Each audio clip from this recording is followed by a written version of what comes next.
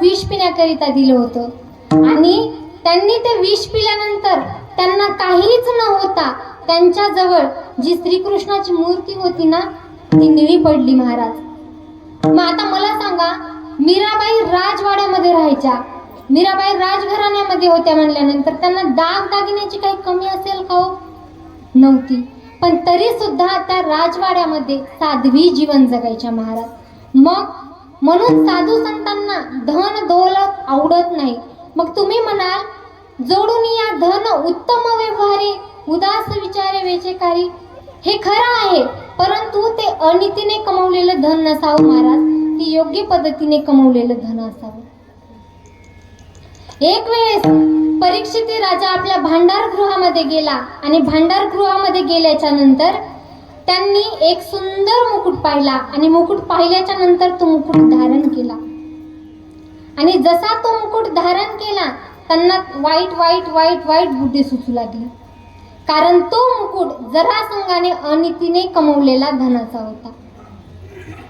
मग परीक्षित राजा दिवसभर शिकारीसाठी वनामध्ये फिरले, पण त्यांना एकही शिकार सापडली नाही महाराज, एकही शिकार सापडली नाही.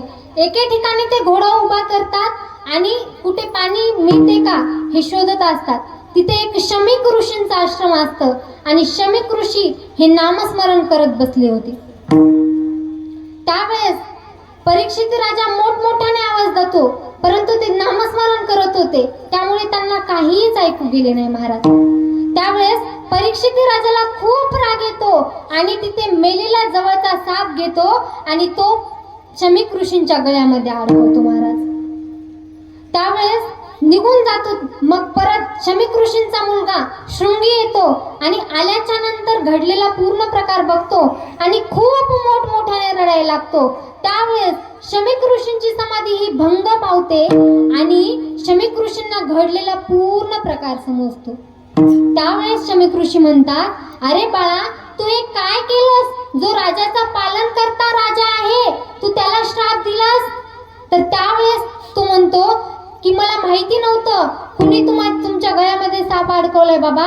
तर त्यावेळेस शमीक ऋषी सांगतात, अरे बाळा, आपण ऋषी आहोत, जग जरी अग्नी झालं तरी आपण प्यायचं असतं.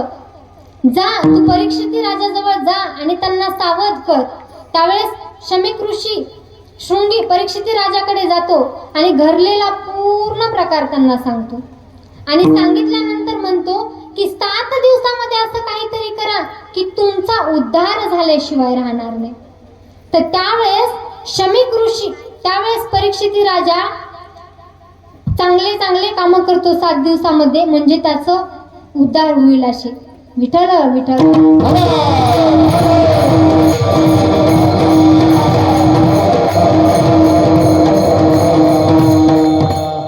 म्हणून तुकोबाराय म्हणतात की आम्हाला जन धन आवडत नाही, कारण हे जग स्वार्थी आहे. हे जग घोड्यावरही बसू देत नाही आणि हे जग पायी चालू देत नाही महाराज. एक मुलगा आणि त्याचे वडील असतात, दोघेही तो घोडा विकण्यासाठी बाजारात जात असतात. एका गावामध्ये पोहोचतात आणि पोहोचल्याच्या नंतर तिथे काही बाया धुणं धुत असतात. तर त्यावेळेस त्या हसतात आणि म्हणतात, अरे किती मूर्ख माणसं आहेत ही, घोडा रिकामा आहे आणि दोघेही पायाने चालतात. थोडं समोर जातो, मुलगा घोड्यावर बसतो महाराज आणि घोड्यावर बसल्याच्या नंतर परत चालायला लागतात. हे थोडं समोर जातात, तिथे वट्ट्यावर पारावर काही माणसं बसलेली असतात. ती म्हणतात की अरे किती मूर्ख मुलगा आहे, स्वतःच्या वडिलांना पायाने चालवतोय आणि आपण घोड्यावर बसला आहे. थोडे समोर जातो, त्याचे वडील घोड्यावर बसतात, तो खाली उतरतो महाराज. थोडे समोर जातात की तिथे बाया गप्पा मारत बसलेल्या असतात. त्या म्हणतात, अरे असा कसा बाप आहे, आपल्या लहान मुलाला पायाने चालवतोय आणि आपण घोड्यावर बसलेला आहे. तर त्यावेळेस ते दोघेही घोड्यावर बसतात महाराज. थोडे समोर जातात, तिथे माणसं असतात. ती माणसं म्हणतात, अरे त्या घोड्याची काहीच काळजी नाही, तो घोडा किती धापा टाकतोय तरी सुद्धा हे दोघं घोड्यावर बसलेले आहेत, यांना थोडं सुद्धा काही वाटत नाही. त्यावेळेस महाराज दोघेही खाली उतरतात आणि त्या घोड्याची पाय बांधतात आणि घोड्याला खांद्यावर घेतात. थोड्या समोर जातात, नदीकाठी मुले खेळत असतात. ती मुले हा प्रकार पाहून खूप हसायला लागली महाराज. त्यांचं लक्ष डगमगतं आणि तो घोडा पाण्यात पडून मृत्यू पावतो. म्हणजे हे जग तुम्हाला पायानेही चालू देत नाही आणि हे जग तुम्हाला घोड्यावरही बसू देत नाही. जगासारखं वागायला गेलं की मनाला त्रास होतो आणि मनासारखं वागलं की जगाला त्रास होतो. तेजोनिया जन भक्ती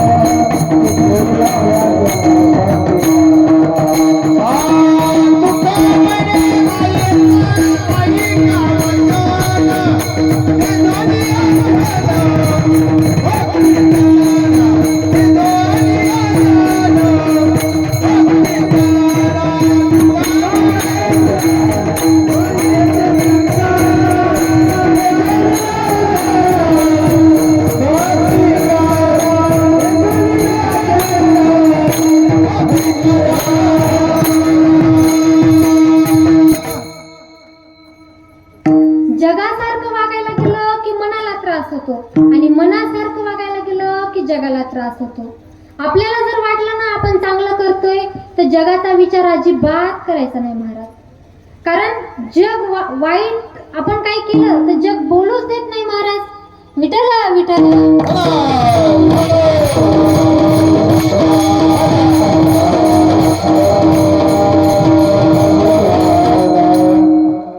तुका म्हणे पतिव्रता तिची देवावरी सत्ता. अनुसया माता इतक्या पतिव्रता होत्या महाराज. एक वेळेस नारदजींच्या पोटामध्ये खूप भूक उत्पन्न झाली आणि नारदजी पृथ्वीवर सगळीकडे फिरत होते. भिक्षाम देही माही भिक्षाम देही, पण तरी सुद्धा नारद महर्षींचं पोट काही भरत नव्हतं. मग अनुसया मातेच्या दारात गेल्या आणि म्हणाल्या की माही भिक्षाम देही, माय भिक्षाम देही. त्यावेळेस अनुसया माता म्हणतात, या महर्षी मला तुमची पूजा करू द्या अगोदर आणि नंतर मी तुम्हाला भिक्षा देते. तर त्यावेळेस नारद महर्षी म्हणतात की नाही माते, माझ्या पोटामध्ये खूप भूक उत्पन्न झालेली आहे, तुम्ही मला काहीतरी खाण्यासाठी द्या. त्यावेळेस अनुसया माता एक फळ देतात आणि ते फळ खाल्ल्यानंतर नारद महर्षीची भूक ही संपते. त्यावेळेस नारद महर्षी कैलासामध्ये अनुसया मातेचंच भजन करायला लागले. अनुसयेसारखी पतिव्रताच नाही, अनुसयेसारखी पतिव्रताच नाही.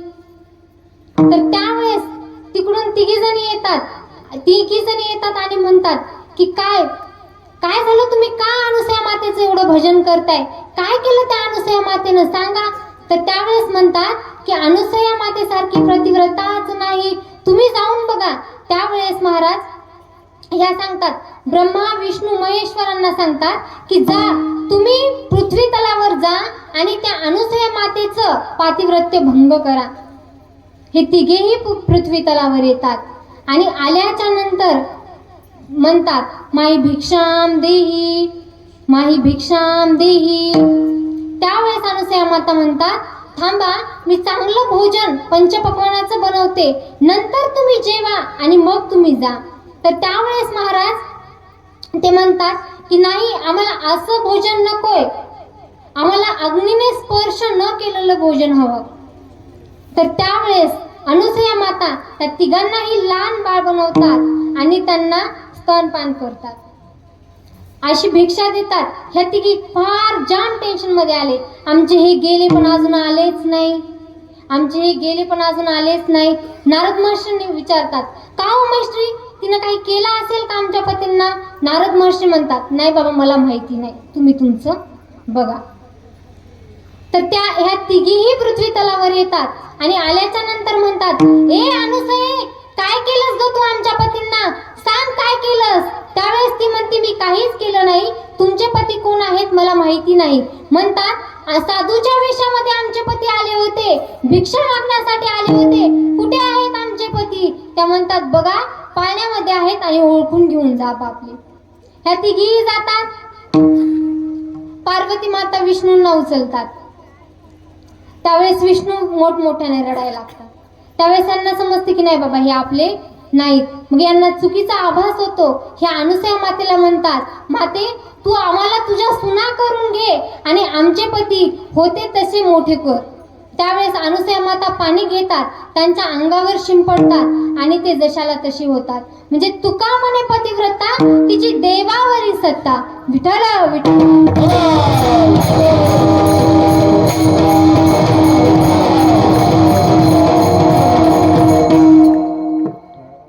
आता सर्वांनी वर हात करून भजन करायचे बरं. सर्वांनी हात वर करा.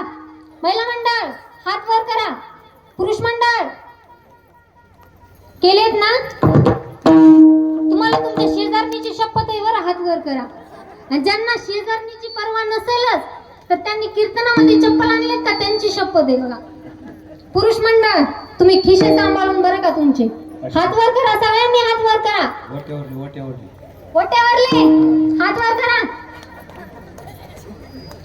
विठ्ठल माझा माझा माझा माझा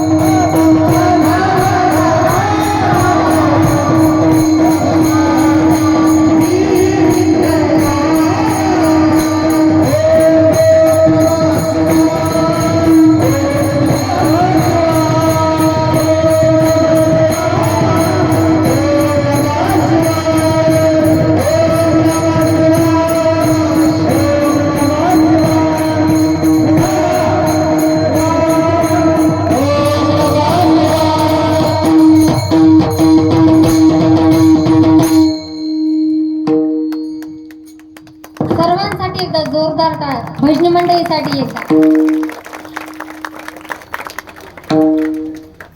हिरण्यकश्यप आणि हिरण्याक्ष हे दोघे जण भाऊ होते आणि हिरण्यकश्यपूचा मुलगा हा भक्त प्रल्हाद होता महाराज. तो सारखा नारायणाचं भजन करायचा, नारायण नारायण नारायण. आणि भक्त प्रल्हादाला खूप राग यायचा त्याचा महाराज. तर त्यावेळेस भक्त प्रल्हादाला एकदा गरम तेलामध्ये सोडण्यामध्ये आलं महाराज. त्या तेलामध्ये फुलं उमलली. त्याला हत्तीच्या पायाखाली देण्यामध्ये आलं तरी सुद्धा ते वाचले. त्याला होलिकेसोबत अग्नीमध्ये बसवण्यात आलं तरी सुद्धा त्यांना काहीच झालं नाही महाराज. तर त्यावेळेस हिरण्यकश्यप म्हणतो, अरे तुझा देव आहे तरी कुठे? सांग तुझा देव कुठे आहे? या खांबामध्ये तुझा देव आहे का? सांग या खांबामध्ये तुझा देव आहे का? खांबावरी लात घातली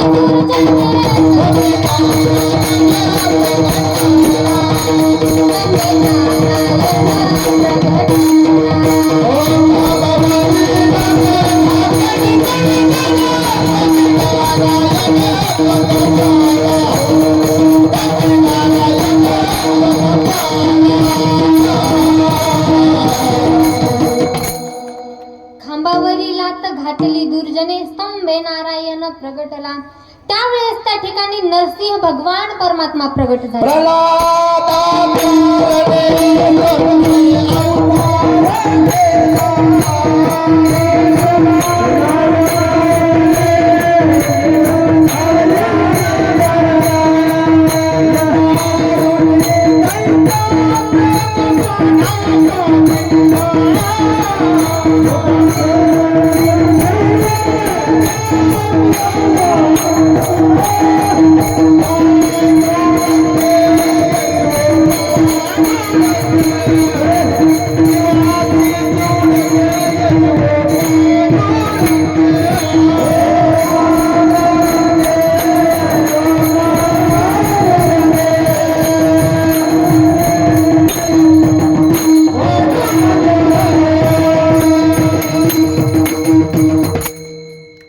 त्यावेळेस भगवान नरसिंह भगवान परमात्मा प्रगट झाले.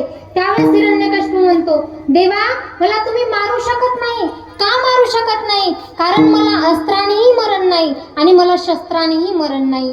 त्यावेळेस देव म्हणतात, म्हणून तर तुला नखाने फाडणार आहे. देवा तुम्ही मला मारू शकत नाही. का मारू शकत नाही? कारण मला दिवसाही मरण नाही आणि मला रात्रीही मरण नाही. देव म्हणतात, म्हणून तर सायंकाळची वेळ निवडलेली आहे. त्यावेळेस तो म्हणतो, देवा तुम्ही मला मारू शकत नाही. का मारू शकत नाही? कारण मला घरातही मरण नाही आणि मला बाहेरही मरण नाही. त्यावेळेस देव म्हणतात की म्हणून तर तुला चौकटीवर घेऊन बसलेला आहो.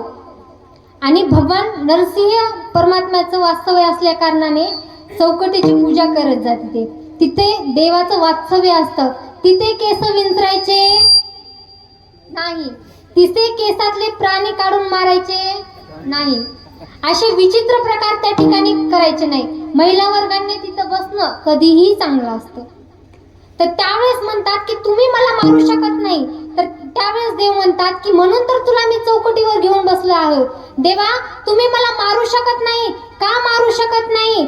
कारण मला माणसाच्या हाताने मरण नाही.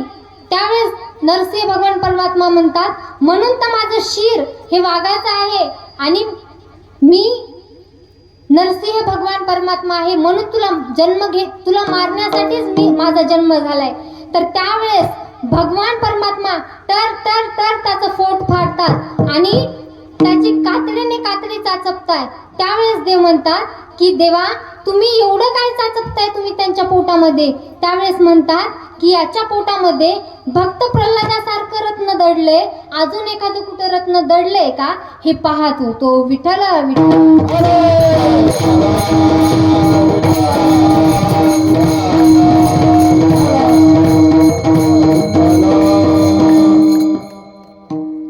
म्हणून तुमच्या मदतीसाठी भगवान परमात्मा येईल. बघा तुम्ही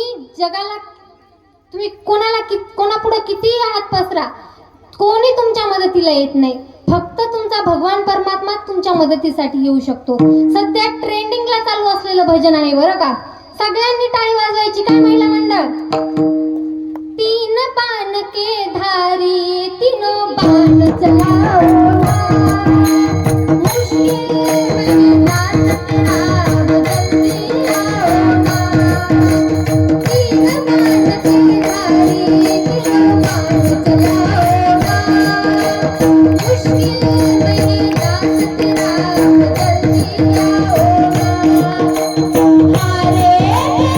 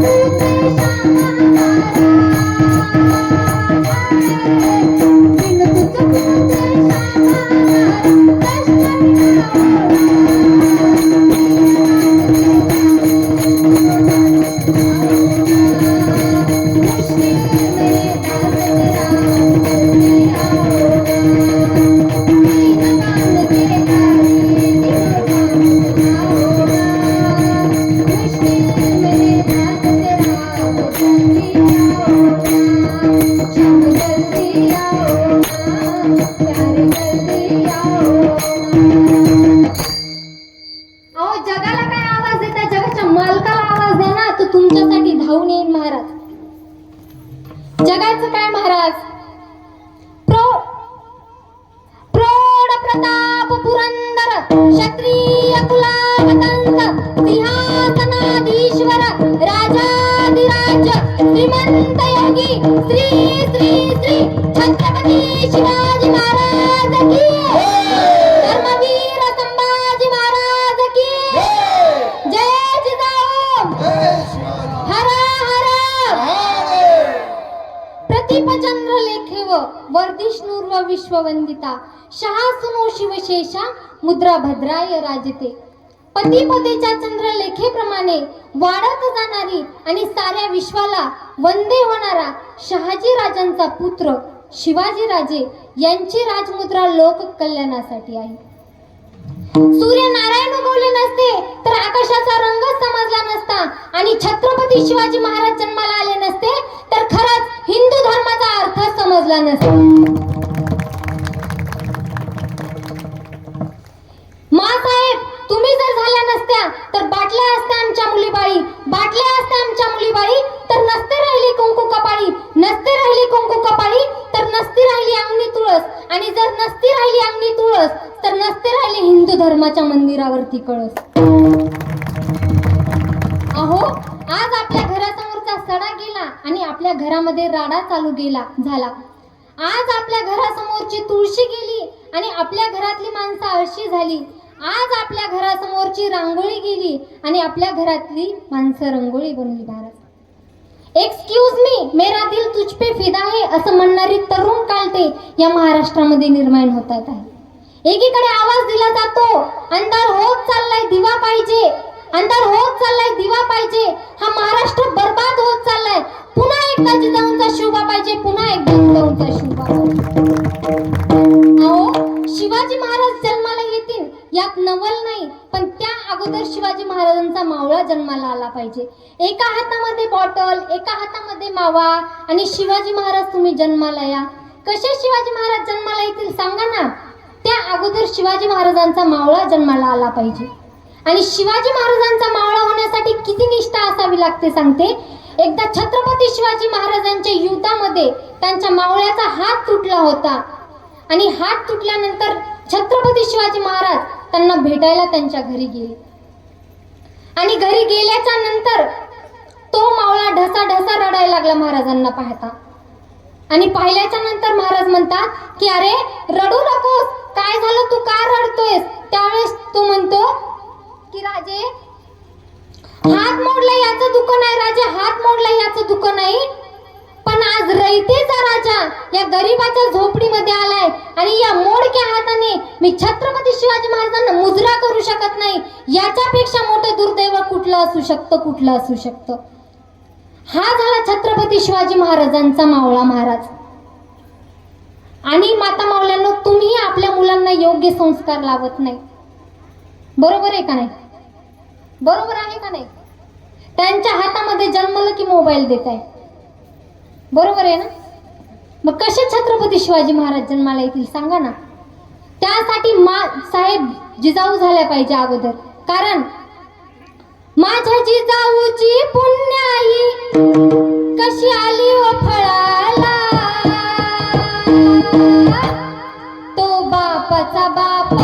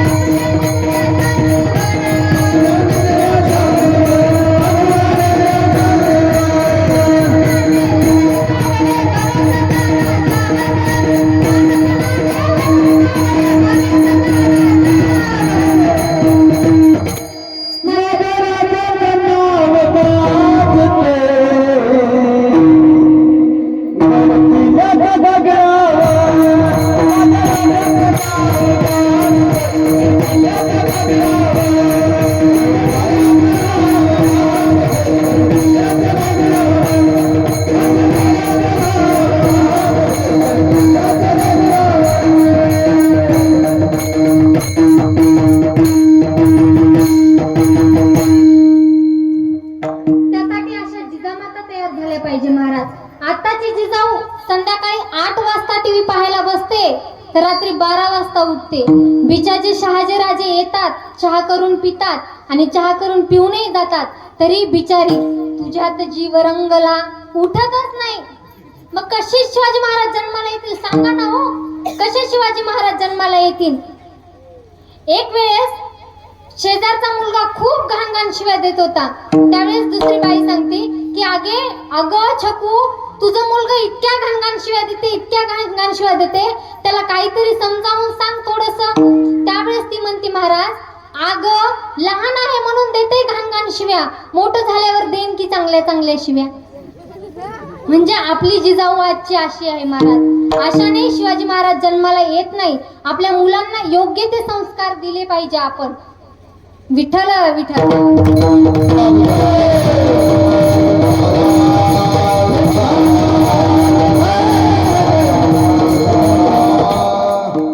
अतिशय सुंदर असं आपल्या गावाचं नियोजन आहे. माईक सिस्टीम वालेही अतिशय सुंदर आहेत आणि वाजवणारे दादाही खूप सुंदर आहेत. त्यांच्यासाठी जोरदार टाळ्या एकदा. कारण मृदुंग वाजवणं ही गोष्ट सोपी नाही महाराज. अंगातला घाम आणि बोटातलं रक्त एकदा एका जागी जो गोळा होता तेव्हा मृदुंगाचार्य कुठे तयार होतो. तसेच आपले गायनाचार्यही खूप सुंदर आहेत. काय नाव आहे दादांचं? त्याचं नाव सुंदर आहे. नाव सुंदर.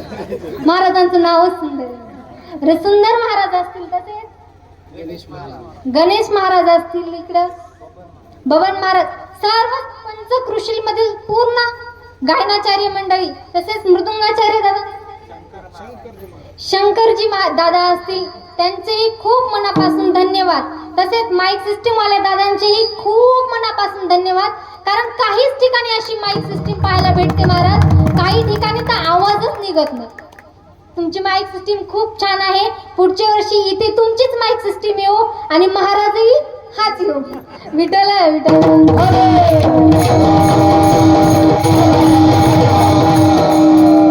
ऐकणारेही खूप सुंदर होते महाराज. आता महाराज कसा आहे हे तुम्ही ठरवा गेल्यानंतर, चांगला आहे का कसा आहे ते. सर्वांचे अगदी मनापासून आभार. कुणी राहिला असेल तर मला नाव सांगा. नाही तर काही ठिकाणी असे गायनाचार्य बघायला भेटतात महाराज, असे गायनाचार्य बघायला भेटतात. एका ठिकाणी आम्ही कीर्तनाला गेलो होतो. मी प्रमाण दिलं, मोगरा फुलला मोगरा फुलला. मागचे गायनाचार्य म्हणत होते मोकार फुगला मोकार फुगला. मी परत एक प्रमाण दिलं, तीन देव जसे परब्रह्मीचे ठसे. मागचे गायनाचार्य म्हणत होते तीन देव जसे परभणीचे ससे. म्हणलं आता माईक सिस्टीम मध्ये प्रॉब्लेम नाही, आता गायनाचार्य मध्येच प्रॉब्लेम. म्हणून परत एक प्रमाण देऊन पाहिलं मी, काय माझी वाणी मानेल संतांची. मागचे भजनी मंडळ म्हणत होते काय माझी वाणी, काय माझी मामी मानेल मामासी. म्हणलं जमलं आता. तसेच आपल्या इथलं नियोजन अतिशय सुंदर आहे. मंडपवाले असतील, माईक सिस्टीम वाले असतील, गायनाचार्य असतील, मृदुंगाचार्य असतील आणि ऐकणारेही अतिशय सुंदर आहेत बरं का. तसेच ज्यांच्यामुळे इथे येण्याचा योग आला ते म्हणजे माझे गुरुवर्य अनाथांचे मायबाप हरिभक्त पारायण माणिक महाराज रेंगे. त्यांचं परवाच्या दिवशी कीर्तन आहे इथं आपल्या इथं. त्यांनीच सांगितलं की आम्ही कीर्तनाची तारीख घेतलेली आहे. इथल्या कुणीतरी काकांनी वगैरे सांगितलंच असेल, मला त्यांची ओळख नाही, मला माहिती नाही. तर आमचं परभणी या ठिकाणी बोरीला अनाथ आश्रम आहे. त्या ठिकाणी आम्ही मुलांना, ज्या मुलांना आई वडील नसतील किंवा ज्या मुलांना आई किंवा वडील नसतील अशा मुलांना त्या ठिकाणी मोफत शिक्षण दिलं जातं. ज्यांना कुणाला टाकायचं असेल तर त्यांनी कॉन्टॅक्ट करू शकता, तिथं टाकू शकता. तसेच आपले विनेकरी दादा सुद्धा हे माझ्यासोबत आलेले आहेत. ते सुद्धा आमच्या संस्थेतले आहेत.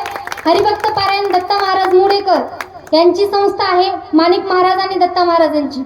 तर संस्थेतला हा माझा छोटा भाऊ, हा सुद्धा माझ्यासोबत इथं कीर्तनासाठी आलेला आहे.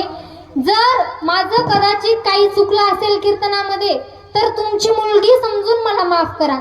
ज्याला पहिली असेल त्याने दुसरी समजा, ज्याला दुसरी असेल त्याने तिसरी समजा आणि ज्याला नसेल त्यानं मला दत्तक घ्या. जमतंय का? जर माझं काही चुकलं असेल तर मला माफ करा. तुमची लहानी मुलगी समजून मला माफ करा. जे काय आहे ती माझी गुरुवर्यांचा प्रसाद समजून केलेली ही कीर्तन रूपी सेवा आहे. सर्वांच्या चरणी अर्पण करून इथेच सेवेला पूर्ण विराम देते. सर्वांच्या चरणी समर्पित करून इथेच सेवेला पूर्ण विराम देते. ज्ञानेश्वर